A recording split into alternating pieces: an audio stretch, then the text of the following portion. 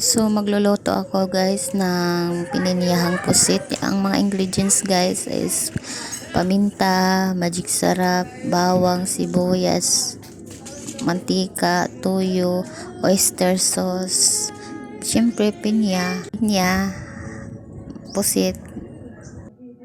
Din yung water guys is paunti-unti ko lang muna yung linagay, pero dinagdagan ko yan guys kasi medyo matigas na yung ko na yung mantika. So sa mainit na kawali linagay ko na yung mantika at saka bawang. Sinunod ko na yung sibuyas guys, nahalo-halo ko lang muna. Then may paminta nga pala, nilagay ko na yung pusit guys. Bali guys, katulad lang din ng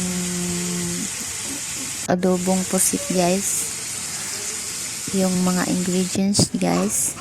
Bali, experiments ko lang yan din kasi hindi naman ako masyadong marunong talagang magluto, hindi ako expert. So akin lang yung idea.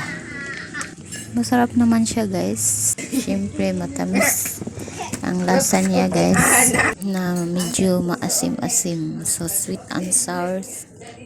Tibali siya guys.